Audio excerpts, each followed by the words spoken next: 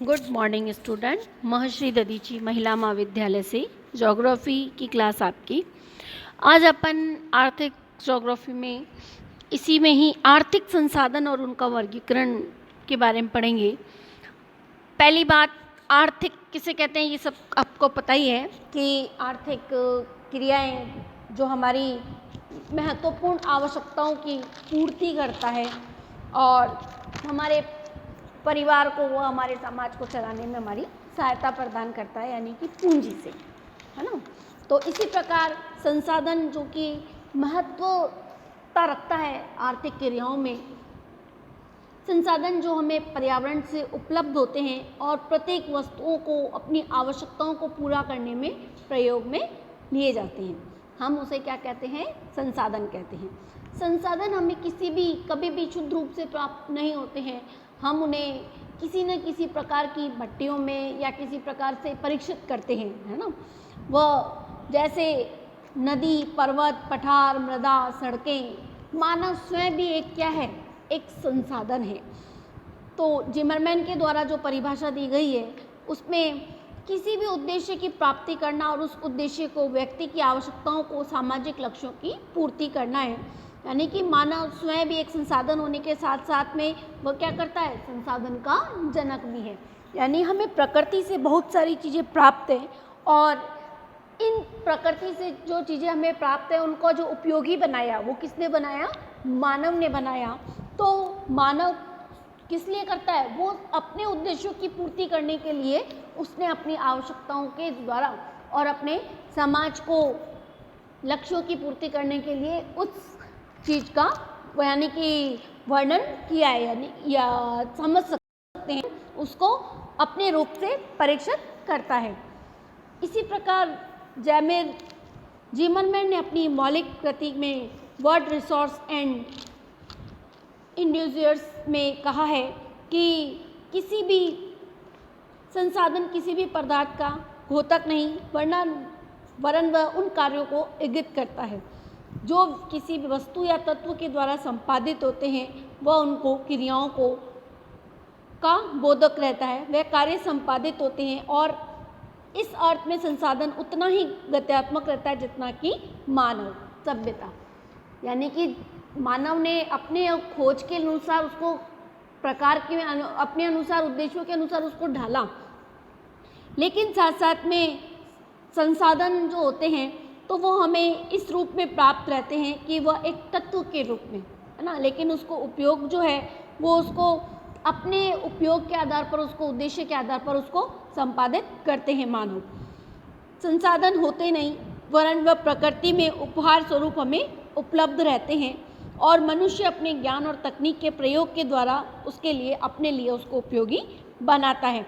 जैसे धरती पर कोयला उपलब्ध लाखों वर्षों बाद में उपलब्ध था, किंतु कोयला तब संसाधन कहा जाने लगा जब मनुष्य ने उसे आग उत्पन्न करने के लिए क्षमता खोजी, है ना। पहले भी हमें प्रकृति से हमें पहले भी बहुत सारी चीज़ें प्राप्त थी और आज भी बहुत सारी चीज़ें प्राप्त हैं, लेकिन उनको उपयोगी बनाने के लिए सक्षम किसने बनाया? मानव ने बनाया। और मानवीय सहयोग के कारण ही वह मनुष्य अपने ज्ञान और प्रतिनिधियों के द्वारा प्रकृति तत्वों को संसाधन में परिणत करता है।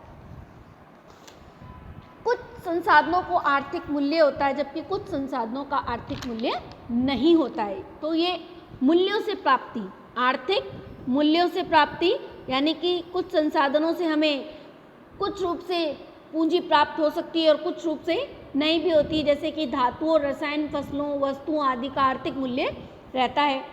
और जबकि पर्वतीय भाग, है ना, पर्वत भी क्या है? एक प्रकार से हमारे लिए संसाधन है, लेकिन मरुस्थलीय क्षेत्र भी हमारे लिए एक संसाधन है, लेकिन वो क्या हमें दर्शाते हैं? वो हमें दृश्य देखने को ही मनोरंजन करते हैं, तो इनका आर्थिक मूल्य नहीं होता है। तो आर्थिक मूल्य से ही प्राप्ति क्या होती है? आर्थिक मूल्य के संसाधनों में इसे दो भागों में बांटा हुआ है, प्राकृतिक संसाधन और मानवीय संसाधन। प्राकृतिक संसाधनों में नवीकरणीय और अनवीकरणीय संसाधन। नवीकरणीय संसाधन कौन से होते हैं? जो कि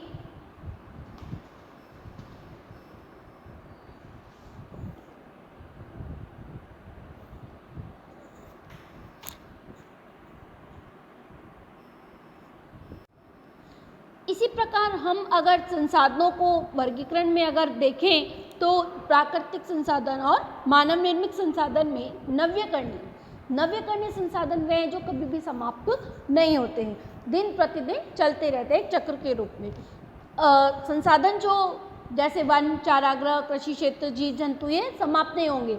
हमें सूर्य का जो प्रकाश मिल रहा है, पवन ऊर्जा जो मिल रही है, जो ज्वार भाटा के द्वारा जो हमें ऊर्जा मिल रही है, तो इस प्रकार के जो संसाधन है वो कभी समाप्त नहीं होंगे, जो चक्र के अनुसार चलते रहते हैं।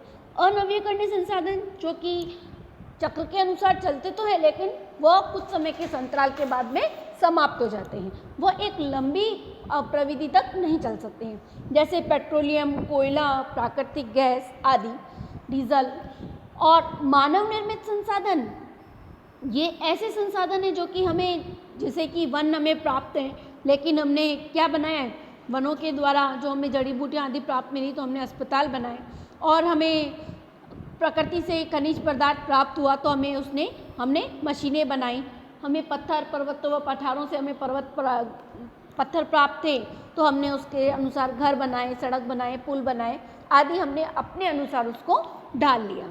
ये तो हुई हमारी संसाधनों के वर्गीकरणों की बात। इसी के साथ में संसाधनों का जो वर्गीकरण प्रशासनिक आधार पर हम देखते हैं तो इसको अनेक प्रकार वर्गीकरण हैं, लेकिन इनको कुछ जो आधार हैं, जैसे कि क्षेत्र के आधार पर, पूर्ति वितरण के आधार पर, उपयोगिता के आधार पर, उत्पत्ति के आधार पर बांटा भी गया है। तो सबसे पहले हम पढ़ेंगे उत्पत्ति के आधार पर जैव संसाधन जो जीवमंडल से प्राप्त होते हैं, जैसे मनुष्य, वनस्पति, मत्स्य, ये सब क्या हैं, जैव संसाधन है। अजैव संसाधन जो कि निर्जीव वस्तुएं, चट्टानें, धातुएं, ये क्या है, अजैव संसाधन है। साम्यता के आधार पर नवीनीकरण और अनवीनीकरण। नवीनीकरण मैंने आपको बताया कि जो कभी भी समाप्त नहीं होते हैं, ये पुनः प्राप्ति के द्वारा योग्य समय प्राप्त होते रहते हैं, जल, वन्य जीव आदि। अनवीनीकरणों में जो कि भूवैज्ञानिकों के अंतराल में एक लंबे विकास के बाद में हमें प्राप्त होते हैं, खनिज, जीवाश्म ईंधन में सभी प्रकार के ईंधन आ जाएंगे, पेट्रोलियम, कोयला, प्राकृतिक गैस, डीजल आदि। नेक्स्ट है हमारा स्वामित्व के आधार पर। स्वामित्व के आधार पर इसको 4 भागों में बांटा गया है। व्यक्तिगत संसाधन जो निजी, जिसपे एक ही व्यक्ति का निजी स्वामित्व होता है जो कि व्यक्तिगत संसाधन, जैसे घर, कोई भी प्रकार का मशीनरी, भूखंड आदि। सामुदायिक स्वामित्व वाले संसाधन जिसका प्रयोग करने पर पूरे समुदाय का हक रहता है, जैसे कि पार्क का, तालाब का, सार्वजनिक जो स्थल होते हैं उनमें। राष्ट्रीय संसाधन जो कि तकनीकी तौर पर देश के पाए जाने वाले सभी संसाधनों में रहता है, ये करीब 11.2 किलोमीटर, करीब 12 किलोमीटर भाग तक संसाधन हमें जो उपलब्ध हो रहे हैं समुद्र में से, है ना। जैसे समुद्र में से निकलने वाली जो तलछट आदि है उसके रूप में जो हमें संसाधन प्राप्त हो रहे हैं, जैसे हमें कई प्रकार की अमूल्य धातुएं भी प्राप्त होती हैं, तो वो एक राष्ट्रीय संसाधन है। अंतर्राष्ट्रीय संसाधनों में जिन पर अंतर्राष्ट्रीय संस्थाओं का हक रहता है, 200 किलोमीटर से महासागरों में जो खुले महासागर हैं समुद्र के अंदर, उनमें अंतर्राष्ट्रीय संसाधनों का हक रहता है। नेक्स्ट है हमारा विकास के स्तर के आधार पर यह स्वाभाविक संसाधन और निरीक्षित संसाधन और भंडार संसाधन और संचित कोष के संसाधन। स्वाभाविक संसाधन जो किसी भी प्रदेश में मौजूद है लेकिन इनका प्रयोग नहीं किया जा सकता, जैसे हमें राजस्थान और गुजरात में सीमित मात्रा में प्रयोग किया जाता है पवन और सौर ऊर्जा का।